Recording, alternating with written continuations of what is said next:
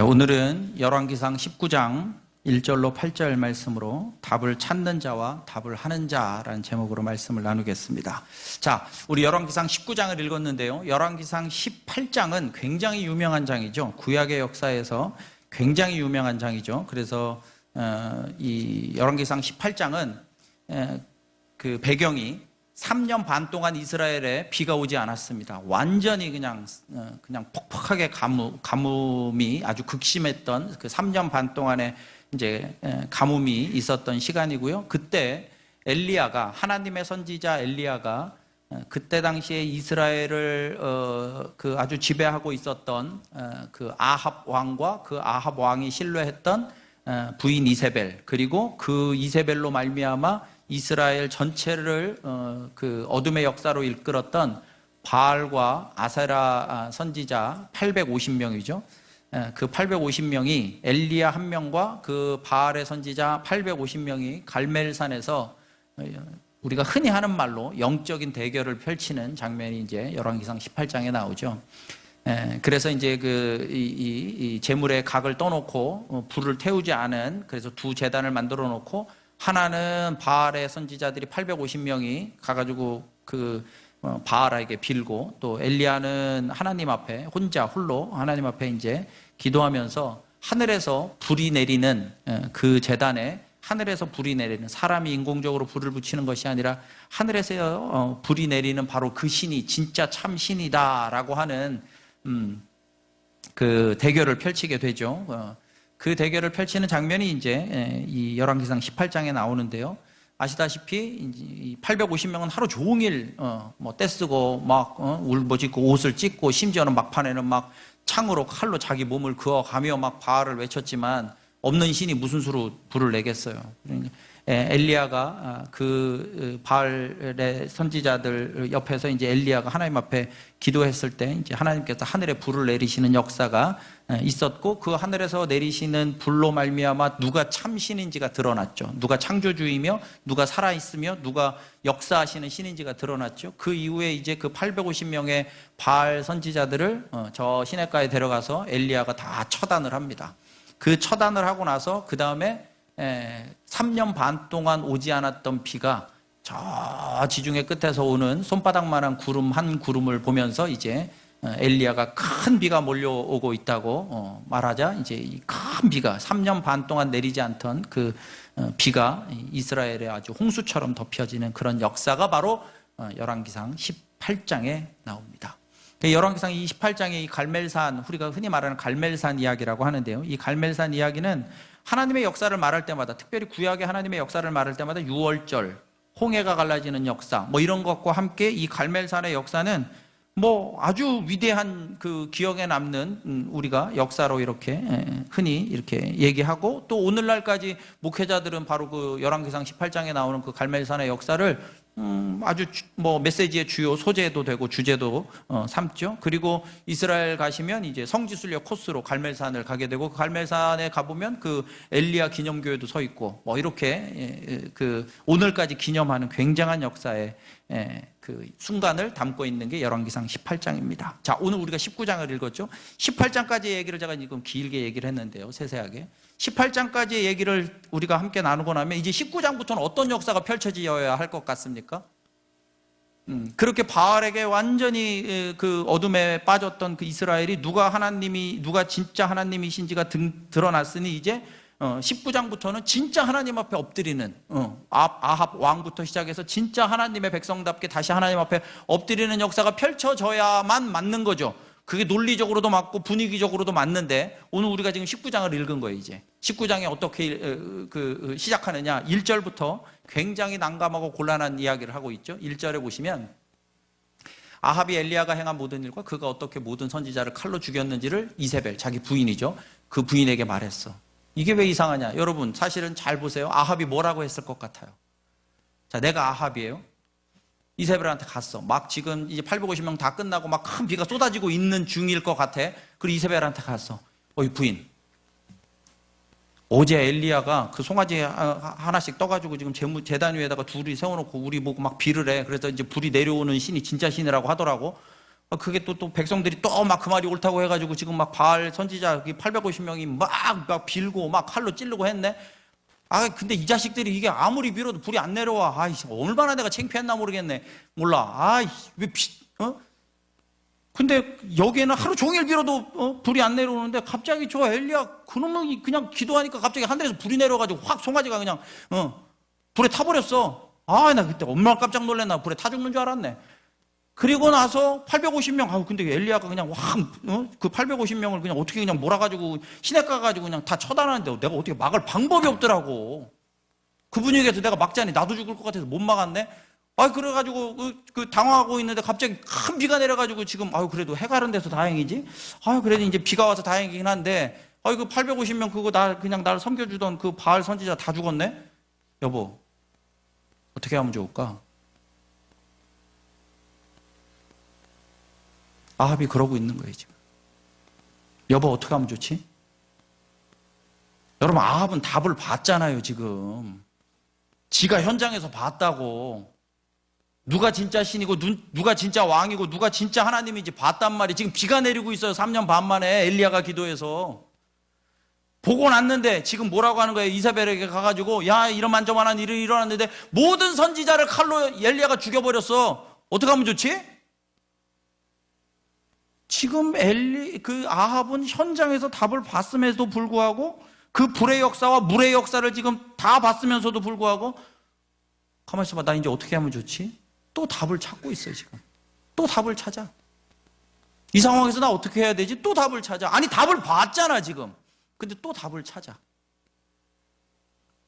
이게 아합의 모습이에요 지금. 제가 여러 번 나올 때마다 말하지만 여러분, 예수님 당시에 벳세다 광야에서 물고기 2마리와 보리떡 5개로 5,000명, 실제로 한번 10,000명, 20,000명이 먹었습니다. 어제 저녁에 오병이어로 10,000명이, 20,000명이 먹었어. 배부르게 먹었어. 그러니까 사람들이 다음날 저녁이 되면 또 배고프니까 또 예수님 찾아와. 오늘은 뭘 줄라나? 어제는 오병이어를 먹었는데 오늘은 뭘 줄라나? 부침개를 줄라나? 오늘은 돈가스를 줄라나? 또 와. 근데 예수님이 밥 줄 생각을 안 하시네? 근데 오늘 저녁은 여전히 배고파 이제. 왜? 어제 먹은 오병이어 배 터지게 먹었지만 다음날 저녁 되면 또 배고프지. 또 문제가 발생했어. 뭐 어떻게 해야 돼? 또 답을 찾아야 돼. 또 오병이어를 찾든 또 다른 돈가스를 찾든 또 찾아야 돼. 그러니까 또 찾아. 근데 예수님이 답을 안 주려고 하시네? 에이, 그럼 예수님 말고 또 이제 우리 어떻게 이 저녁을 때울까? 찾아 떠납니다. 진짜 답을 받는데도 불구하고 다른 문제가 생기면 이건 진짜 답이 아니야. 이제 또 다른 답. 우리는 아합을 보면 물 문제 앞에서는 물이 답이고 불 문제 앞에서는 불이 답이고 배고픔 앞에서는 오병이어가 답이야. 하나님, 예수님, 오케이, 아멘, 할렐루야, 감사, 땡큐지만 물 문제가 딱 펼쳐지면 그때 하나님은 그렇다 치고 야, 이 물 문제 어떻게 하지? 불 문제가 딱 발생하면 야, 이거 불 문제 어떻게 하지? 배고파, 오병이어인데 아이고 오병이어 안 주려고 하네. 에이, 딴 거 답 찾아. 우리 이러고 살아요 지금. 우린 늘 새로운 상황 앞에 늘 그 답이 필요해. 또 다른 답이 필요해. 결론부터 말씀드리면 우리는 정답을 봤으면 모든 문제 앞에 그 정답으로 선포해야 할 줄 믿습니다. 10,000가지 문제와 10,000가지 상황 앞에 한 가지로 답하는 겁니다. 그게 진짜 정답을 아는 인생이죠.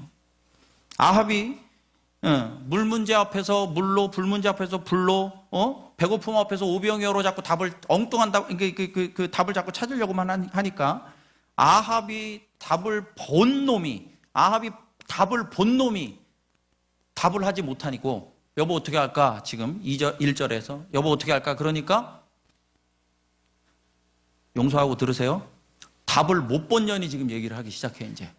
답을 못 본 년이 답을 해 이제.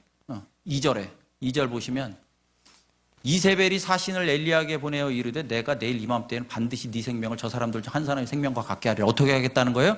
죽여버리겠다는 거예요. 너를. 엘리야 너를 죽여버리겠다는 거예요. 아니 답을 본 놈이 가가지고 답을 해야 되는데 이거 어떻게 하면 좋을까? 또 답을 찾으니까 답을 못 본 주제에 이세벨이 답을 하는데 그 답마저 어떤 답이야? 엘리야를 죽여버려야 되겠다는 거야. 답이. 이게 얼마나 엉뚱한 답입니까? 여러분 이런 답을 가만히 들여다보면요. 우리 열왕기상 지금 19장인데 저 몇 장 넘겨보면 21장에 무슨 장면도 나옵니까? 아합이 왕궁 옆에 나봇의 포도밭이 있었어. 근데 나봇의 포도밭이 너무 좋았나 봐. 밭이. 그러니까 그 밭을 갖고 싶어. 나도 지금 저기 텃밭에 가보니까 내가 한 거 아닌데 지금 밭이 좋아서 내가 지금 뺏을까 생각 중인데 엘리야가 그 나봇의 포도밭을 보니까 너무 갖고 싶은 거야. 그러니까 갖고 싶네? 그럼 문제가 발생했어. 이제 갖고 싶은 마음이 생겼으니까 갖고 싶어. 근데 해결할 방법이 없어. 왜 해결을 못 합니까? 여러분, 나봇에게 팔으라고 했어. 그랬더니 나봇이 안 팔어. 왜 못 파느냐? 나봇이 팔고 싶다고 해서 팔고 안 팔고 싶다고 해서 안 파는 밭이 아니에요. 그 밭은 대대로부터 조상으로부터 물려받은 밭이야. 그 한 지파에게 주고 그 가문에게 주고 그 가정에게 줘서 대대로 물려받은 밭이야. 그러니까 이것을 함부로 자기도 못 팔아. 절대 그 밭을 팔면 안 돼. 그 나봇이 그 밭을 안 팔아. 그러니까 이제 이 아합은 걱정이 되는 거, 분노가 나오고, 근데 갖고는 싶고 가질 방법이 없어. 근데 원래는 답을 해야지. 뭐라고 답해? 그렇지. 내가 너무 갖고는 싶지만, 그렇지. 하나님의 역사 속에서 저거는 나봇의 지파, 나봇의 가정에게 준 거니까 내 거야 아니지. 내 게 아니야. 갖고 싶지만 포기해야지. 이게 답이거든. 근데 그 답을 내지 못하니까, 하나님의 답이 없으니까, 이거 어떻게 하면 좋지? 어떻게 하면 좋지? 또 답을 찾아. 그럼 누가 답을 해, 이제? 이세벨이 또 답을 해. 어떻게 하는 게 답이야? 나봇 죽여. 나봇 죽이면 돼. 이세벨의 답은 간단하고 명료해. 그냥 죽여버리면 돼. 엘리야도 죽이면 되고 나봇도 죽이면 돼. 그럼 해결되는 거야. 여러분, 창조주만이 답이어야 하는 곳에서 자꾸 엉뚱한 답을 하기 엉뚱한 사람한테 묻고 내 답을 이 영원한 답을 그 문제 앞에 정답지로 내놓지 않으면 자꾸 엉뚱한 답이 일어나요. 근데 그 엉뚱한 답이 얼마나 위험하느냐? 엘리야 죽여버리지. 나봇 죽여버리면 된대. 여러분, 지금 어떤 문제와 어떤 상황 속에 계십니까? 이게 되게 엉뚱해 보이죠? 우리는 이렇게 엉뚱하지 않을 것 같습니까? 이게 너무 티피컬한 장면이니까, 뭐 나봇의 포도밭이니 엘리야니, 이건 굉장히 전형적인 장면이니까 너무 눈에 확 들어오죠. 저런 엉뚱한 답을 하고 있네. 우리는 어떻죠? 예, 좀 복잡할 수 있습니다. 야리까리 할 수 있어요. 이거의 답이 뭔지 잘 모를 수 있을 것 같기도 할 겁니다. 그러나 우리는 이미 답을 가진 존재인 줄 믿습니다. 우리는 이미 답을 가진 존재예요. 영원한 답을 가진 존재예요. 1만 가지 문제 앞에 한 가지로 답할 수 있는 나의 주, 나의 하나님, 예수 그리스도로 답하시기를 주님의 이름으로 축원합니다. 여러분, 오늘 아합과 이세벨이 나왔죠? 부부입니다. 부부. 성경의 역사 속에 성경에 등장하는 최악의 부부라고 우리가 보통 말하죠. 아합과 이세벨, 최악의 부부입니다. 그럼 이 아합과 이세벨은 왜 최악의 부부일까요? 보통 최악의 부부들은 겁나 싸워. 박 터지게 싸워. 죽여라 그러고 싸워. 박 터지게 싸워. 최악의 부부는. 근데 아합과 이세벨은 싸웠을까 안 싸웠을까? 예? 싸웠을까요 안 싸웠을까요? 안 싸웠을 거야. 안 싸웠어. 겁나 화평해. 그 가정은 엄청 화평해. 내가 거의 장담컨대, 내가 우리 교회 식구들 다 부부 가정을 아니까 내가 거의 장담컨대 우리 교회 어떤 부부보다 화평해. 이세벨과 이 아합의 부부는 우리 교회 어떤 부부보다 화평해. 아니라고 하는 사람 손 들어보셔. 없잖아. 거 봐. 어떤 부부보다 화평해 지금. 왜 이렇게 화평할까요? 마태복음 10장 34절을 볼까요? 마태복음 10장 34절 시작. 내가 세상에 화평을 주러 온 줄로 생각하지 말라. 화평이 아니요 검을 주러 왔노라. 이게 진짜 예수님이 하신 말씀 중에 탁 두 개가 대조되는 정말 정반대의 말씀을 하시는 장면 중에 하나죠. 보통 예수님이 내가 너에게 평안을 주러 왔다고 하시잖아요. 평안을 끼치노라. 부활하신 예수님도 평안이 있을지어다 이렇게 말씀하시잖아요. 처음으로. 근데 오늘 이 마태복음 10장 34절에 보면 화평을 주러 온 줄로 생각하지 말라. 화평이 아니요 검을 주러 왔다고 지금 마가복음에서 말씀하시는 거예요. 이상하죠? 신기하죠? 아니 왜 검을 주러 왔다고? 근데 그 밑에 읽어보면, 저 아래에 읽어보면 집안 식구끼리 싸우게 될 거라는 거야. 그 말이 바로 밑에 나오죠. 집안 식구끼리 싸우게 될 거야. 왜 집안 식구끼리 싸우느냐? 결론부터 말씀드리면 예수님 때문에 싸우는 겁니다. 예수님 나로 말미암아 너희 집안 식구끼리 싸울 거야. 부부끼리 싸우게 될 수도 있고 부모와 자녀가 싸우게 될 수 있을 거야. 아니 예수님 지금 쌈박질 시키러 오셨네. 그러면 부부끼리 쌈박질 시키고 부모 자녀끼리 쌈박질 시키러 오셨네. 여러분, 우리가 정답을 봤으면, 영원한 진리의 정답을 봤으면 여러분 그 진리를 포기할 수 없죠. 그 진리를 절대 포기할 수 없죠. 아무리 이렇게 얘기를 해도 아이고 왜 거봐요. 그러니까 하여튼간 기독교 이 목사님 그냥 예수님 얘기 하시지만 예수님 때문에 가정이 그럼 불화해도 된다는 말씀입니까? 막 이렇게 질문하실지 모르겠는데, 잘 보세요. 우리 성경에 있는 예를 하나 더 드려볼게. 여러분, 저 밭에, 어느 밭에 땅 밑에 보니까 금이 한 100돈쯤 있어. 한 10,000돈쯤 있어, 금이. 분명히 거기에 금이 10,000돈쯤 있는 걸 봤어. 금은 보화가 있는 걸 봤어. 그 땅을 살까 안 살까? 여러분, 사요 안 사요? 그 땅. 한 평에 10만 원이래. 사 안 사? 빚을 내서라도 사겠지. 근데 옆에서 남편이 사지 말래. 우리 여기 있는 아내분들, 남편이 사지 말래. 아, 그 땅 쓸모없는 땅을 왜 사냐? 우리 아내분들 사 안 사 그래도? 에? 헤어지고라도 살걸? 거기 그게 묻혀있으면 헤어지고라도 살걸? 그게 그 말이죠. 여러분, 영원한 진리 앞에 다른 것과 타협이 안 되죠. 아니, 금은보화가 묻혀 있어도, 금덩이가 묻혀 있어도 타협이 안 되는데, 여러분, 우리 가정의 화평을 위해서 우리 다 함께 지옥 갑시다. 그게 말이나 됩니까? 나는 싸우기 싫어서 지옥 갈랍니다. 이게 말이나 되는 소리입니까? 그럼?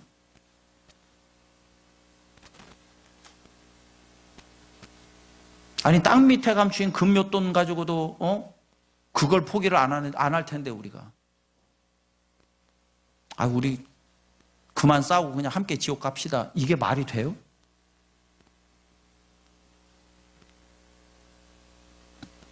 아합은 창조주의 실체를 봤으면 진리의 검을 들고 갔어야 돼요.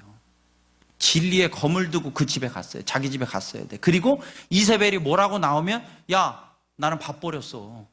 이 진리를 밥 버렸단 말이야. 니랑 나랑 함께 지옥 갈 수는 없어. 나는 이건 포기를 못 하겠어. 난 창조주를 밥 버렸어. 나는 영원한 정답을 밥 버렸단 말이야. 네가 아무리 뭐라고 해도 이건 안 되겠어. 근데 내가 너 사랑하니까 너도 같이 함께 천국 가자 해야지. 그걸 어떻게 포기하고 앉아 있겠어요? 근데 그 진리가 안 보이고 진리의 검을 들고 가야 되는데 그 진리의 검을 들고 가는 게 아니라, 아까 말했죠. 아합과 이세벨은 성경의 역사 속에 나타난 가장 화평한 부부였을지 모릅니다. 근데 아합이 진리 없는 화평만 들고 가니까, 전혀 진리랑 상관없는 화평만 들고 가니까 화평은 임할지 모르겠어요. 근데 진리가 없어요. 그 진리가 없는 가정에 엘리야 죽여버리면 답이고 나봇 죽여버리면 답이 되는 거예요. 그 엉뚱한 결론이 이르게 되는 거죠. 오늘 우리 아직 가정의 달이죠. 5월. 우리 5월 달만 부부가 중요한 건 아니지만, 가만히 생각하니까 지금 제가 아까 이세벨을 보면서 우리 지금 가정의 달이잖아요. 여러분, 우리 부부 사이에, 우리 부부 가운데 적어도 부부를 넘어 우리 가정 안에 진리 없는 화평이 아니라, 교회는 불화를 일으키려고 하는 곳이 아니라, 예수 그리스도의 복음 불화를 일으키려고 하는 게 아니잖아요. 그럼에도 불구하고 진리의 검을 놓을 수가 없는 거잖아요. 우리의 가정이 진리 없는 화평이 아니라 함께 진리의 검을 붙들고 영원한 답을 붙들고 모든 문제 앞에 그 영원한 한 가지의 답으로 답하는 그런 가정, 그런 부부 되시기를 주님의 이름으로 축원합니다. 영원한 답이 없는 이 위험한 부부로 인해서 지금 누가 독박 쓰고 있어요? 지금 엘리야가 지금 독박 쓰고 있어요. 그 엄청난 역사를 보고 엄청난 역사를 행하고 엘리야가 지금 도망가기 시작했어요. 도망자 신세가 됐어요. 그러면서 이제 3절에 보면 도망자가 되고, 4절에 보면 그 우리가 말하는 로뎀나무 아래서 쓰러져 가지고 이제 있죠. 그 3절에 보시면, 오늘 본문의 3절을 보시면, 3절 띄워줘야지. 3절 보시면, 그가 이 형편을 보고 일어나 자기의 생명을 위해 도망했어요. 그거 아니야, 위로 가야지, 위로. 그가, 거기 3절에 보시면, 3절 다시 보세요. 그가 이 형편을 보고 일어나 자기의 생명을 위해 도망했어. 그러니까 엘리야가 자기 생명을 위해서, 이세벨이 칼 들고 쫓아오니까 도망했어요. 4절 보세요. 4절 보시면, 자기 자신은 광야로 들어가 하룻길쯤 가서 한 로뎀나무 아래 앉아서 자기가 죽기를 원하여 이르되. 3절에서는 뭐라 그랬어? 자기 생명을 위하여 도망했어. 4절엔 뭐라 그래 지금? 나 좀 죽여주옵소서. 지금 살려달라는 거예요? 죽여달라는 거예요? 지금? 에? 살려달라는 거예요? 죽여달라는 거예요? 여러분, 지금 엘리야가 저 정도 됐으면, 우리는 모르지만 엘리야가 저 정도 됐으면 진짜 무슨 뭐 죽는 게 두려워서 저러겠어요, 진짜. 죽는 게 두려워서 저러겠습니까? 근데 뭐는 알 수 있어요, 우리가? 천하의 엘리야가 낙심에 빠졌어. 천하의 엘리야가 낙심에 빠졌어. 누구 때문에? 이세벨이 쫓아와서가 아니라 아합이 정신을 못 차려. 엘리야하고 같이 옆에서 봤잖아. 하늘에서 불이 내리는 걸 봤고 3년 반 만에 비가 쏟아졌고 바알의 선지자들이 싹 죽어나가는 동안에 그 바알은 뭐 아무것도 아니니까 아무것도 할 수가 없었고 그 하나님의 놀라운 역사를 옆에서 봤잖아, 아합이. 근데 아합이 또 다른 답을 찾고 있어. 하나님 말고 다른다. 하나님 말고 또 다른다. 그거 찾고 있어. 그 답을 찾다가 이세벨이 엉뚱한 답을 하니까 그 칼 들고 지금 엘리야를 쫓아와. 엘리야가 지금 죽는 게 무서워서가 아니라 얼마나 답답하겠어요. 얼마나 절망이 되겠어요. 그것으로 말미암아 열왕기상 18장의 그 역사로 말미암아 19장에서부터는 이스라엘의 하나님의 꽃 같은 역사가 펼쳐지길 기대했을 텐데 이건 나 죽이겠다고 쫓아오니 내가 죽을까 봐 겁나는 게 아니라 이 이스라엘이 어떻게 될까? 저 아합이 도대체 변하지 않는 저 아합, 저거 어떡하지? 얼마나 절망이 됐을까요? 천하의 아합이 낙심과 우울에 빠졌어요. 저 로뎀나무는 그걸 상징하는 거겠죠. 아예 엘리야의 낙심과 우울을 상징하는 거겠죠. 여러분, 이렇게 상황에 따라서 분명히 하나님이 역사하시고 하나님의 은총이 있고 십자가와 부활의 놀라운 역사가 있음에도 불구하고 그걸 우리가 아는데도 불구하고 상황에 따라서 그거 말고 다른 답, 또 다른 답, 또 다른 배고픔, 또 다른 오병이어 이걸 찾는 사람이 옆에 있으면 잘 들어보세요. 진정한 답을 가지고 천국을 소망하는 사람도 피곤해져요. 천하의 엘리야가 피곤해졌어. 낙심에 빠졌단 말이에요. 엘리야가 누굽니까? 그 엘리야를 피곤하고 낙심에 빠뜨리겠어. 누가? 아합이. 대단한 놈이죠. 그러니까 아합도. 마태복음 18장 6절을 볼까요? 우리 아까 잠깐 띄워졌었는데 마태복음 18장 6절 읽어볼까요? 시작. 누구든지 나를 믿는 이 작은 자 중 하나를 실족하게 하면 차라리 연자맷돌이 그 목에 달려서 깊은 바다에 빠뜨려지는 것이 나으니라. 믿는 자를 하나를 실족하게 하면 그냥 돌 달고 바다에 빠지라고 진짜 저렇게 아주 노골적으로 아주 그냥 얘기하시는, 저기 지금 예수님 말씀 아닙니까? 그만큼 아합이 딱 저거잖아요. 천하의 엘리야를 실족해 하고 있어. 지금 낙심에 빠뜨리고 도대체 다시 못 일어나게 만들 만큼 아합이 저러고 있는 거예요.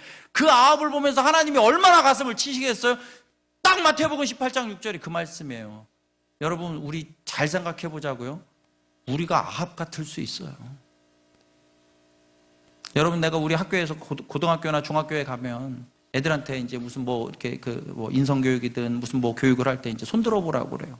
사춘기 애들이니까 손을 들어보라고 그래요. 뭐라고 하냐면, 자, 누군가로부터 마음에 상처 받아본 사람 손 들어보세요. 이렇게 그러면 초등학교 애들도 해보면 초, 중, 고 애들 다 손 들어. 마음에 상처를 받아봤지. 아니, 몸에만 상처나고 마음에 상처가 안 일어나나요? 마음에 상처 받아본 사람 그럼 다 손 들어. 나 마음에 상처 받아봤대. 엄마한테 받아본 사람 그럼 다 들어. 아빠한테 받아본 사람 그럼 두 손 들어. 막 다 들어. 근데 신기한 건 이 중에서 그러면 누군가한테 상처를 줘본 사람 손 들어보세요. 그러면 몇 놈 안 들어. 다른 사람의 마음에 상처 줘본 사람은 몇 놈 안 든다니까. 여러분, 지금 아합이 엘리야를 낙심과 우울에 막 짓이기도록 하고 있으면서 아합은 모를 거예요. 정작 지는 몰라. 그게 얼마나 엘리야를 지금 저렇게 실족하게 하고 있는지를 모를 거예요. 지금 아합은. 우리는 알까요? 우리도 똑같을걸요. 마음의 상처는 풍성히 받아봤지만 누군가한테 마음에 상처 준 기억은 별로 없을걸요. 그럼 이 영적으로 우리가 누군가를 실족하게 하는 일, 아합이 돼가지고 저 엘리야를 절망에 빠뜨리고 정말로 힘겹게 하는 일, 예수 그리스도로 말미암아 이렇게 힘겨워지는 일을 내가 하는 줄 우리는 모를 수 있어요. 우리가 아합처럼 상황에서 자꾸 답을 찾으려고 하고 예수 그리스도로 답하지 않으면, 다시 한번 잘 들어보세요. 창조주 하나님이 분명함에도 불구하고 그 창조주 하나님으로 답을 내야 되는데 창조주 하나님으로 답을 하지 않으면, 예수 그리스도의 주되심으로 답을 하지 않으면 우리가 그 믿음의 누군가를 피곤하게 하고 우울하게 하고 낙심에 빠지게 하고 실족하게 할 수 있어요. 강단에 올라왔으니 제가 조금 더 세게 얘기하겠습니다. 저를 실족하게 하지 마세요. 말아주세요. 저를 실족하게 하지 말아주세요. 저도 우리 성도, 우리 귀한 우리 믿음의 공동체를 실족에 빠뜨리지 않기 위해 치열하게 하겠습니다. 여러분도 목회자와 여러분도 우리 지금 함께하는 이 작은 공동체 속에 실족하게 하는 일이 없도록, 우리 예수님의 십자가 부활을 아는 자라면, 예수님이 진실로 나의 주 나의 하나님이라면 우리 모든 문제에 그렇게 답하는 공동체 되기를 주님의 이름으로 축원합니다. 반대로 엘리야도 될 수 있죠. 엘리야 입장을 생각해 볼까요? 아합이 자기를 진리기도록 절망에 빠뜨리고 있어. 천하의 엘리야 자신이 지금 낙심에 빠져서 로뎀나무 아래서 일어나질 못해요 지금. 그랬더니 5절 6절에 천사가 나타나서 물과 떡을 주면서 먹고 마시래. 근데 신기한 건요, 먹고 마셨어. 천사가 준 물과 천사가 준 떡이니까 얼마나 힘이 없겠어. 근데 먹고 마셨어. 6절 보시면 본즉 머리맡에 숯불에 구운 떡과 한 병 물이 있더라. 이에 먹고 마시고 어떻게 돼요? 다시 쓰러져. 그러니까 못 일어나. 한 방에 못 일어났어. 엘리야도 한 방에 못 일어났어. 그랬더니 7절에 보시면 또 어떻게 해요? 다시 일어나 먹어라. 천사가 또 다시 와서 어루만지며 이르되 일어나 먹으라. 내가 갈 길을 다 가지 못할까. 그리고 다시 그것을 먹고, 8절에서 그것을 먹고 마시고 그 힘을 힘입어 어떻게 해요? 40주 40야 40일 동안을 내내 달려서 하나님의 산 호렙에 이르죠. 여러분 이걸 어떻게 생각하세요? 천사가 주는 그 물과 천사가 주는 떡을 먹고, 이야 40일 동안 하나도 안 배고픈 힘을 얻었다. 요술떡과 요술빵, 요술물입니까? 요술떡과 요술물이 아니라 엘리야는 뭘 알았을까요? 머리를 쳤겠죠. 가만히 있어봐. 내가 왜 지금 저 아합 때문에 이렇게 찌그러져 있지? 가만히 있어봐. 나의 답은 아합이 아닌데,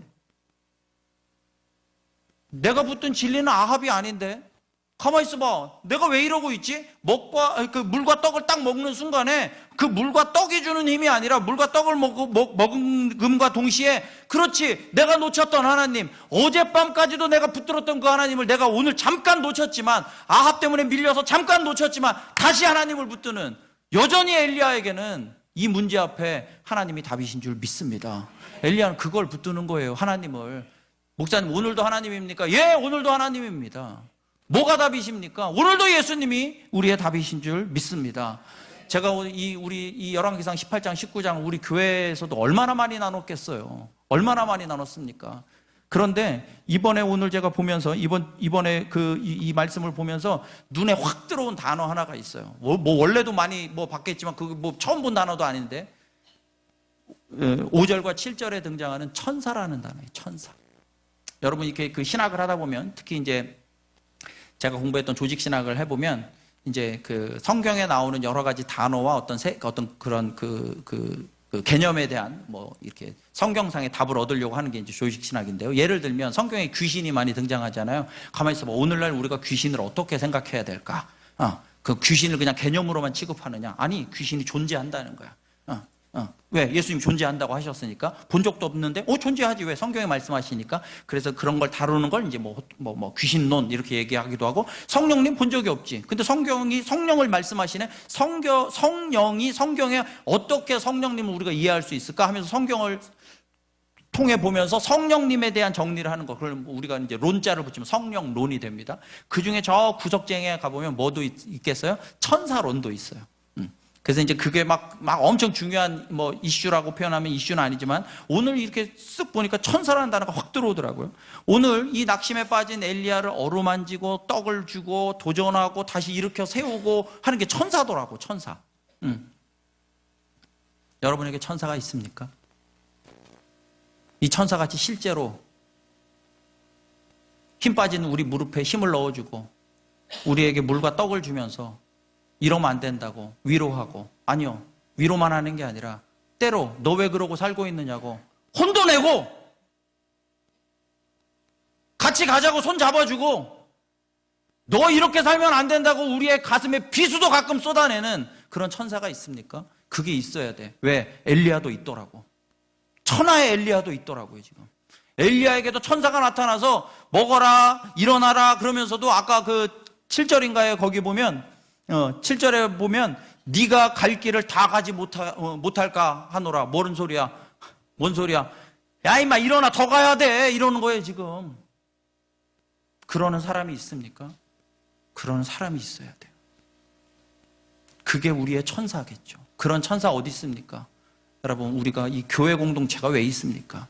교회 공동체가 그냥 여러 교회 중에 그냥 어디 가서 예배 드리면 거기는 어디는 뭐가 좋아 여기는 뭐가 좋아 하는 그런 예배 함께 드리는 그냥 예배 그룹이 교회가 아니라 여러분 우리 교회 안에 이게 지금 이 회색 건물 이거 뭐 조명 달리고 하는 이게 교회가 아니잖아요. 우리 교회가 사람의 많고 적음을 떠나서 우리가 서로가 서로에게 천사가 되어야 합니다. 진짜 천사가 되어야 합니다. 목사가 성도에게 천사가 되어야 되고 여러분 성도가 저에게 믿음에 가는 모습을 보면서 아이고 집사님도 저렇게 가는데 내가 주저앉아 있으면 안 되지.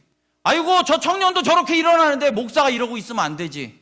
여러분 저를 채찍질하고 저를 도전하시고 저에게 가끔 비수도 꽂고 저도 여러분에게 강단에서 비수도 꽂고 채찍도 휘두르고 그러나 또 위로하고 같이 손잡고 일어나자고 하고 여기서 주저앉아 있으면 안 된다고 하고 우리가 서로가 서로에게 진짜 천사 같은 세종생명샘 공동체 되기를 주님의 이름으로 축원합니다. 그렇게 될 때 우리의 한 번의 예배가 이 한 번의 이 물 한 모금과 이 떡이 40주 40야를 달리게 한 것처럼 한 번의 예배가 우리 함께 나눈 한 조각의 말씀이 우리 한 타이밍의 교제가 우리로 하여금 40주 40야를 걷고 뛰게 만들게 할 줄 믿습니다.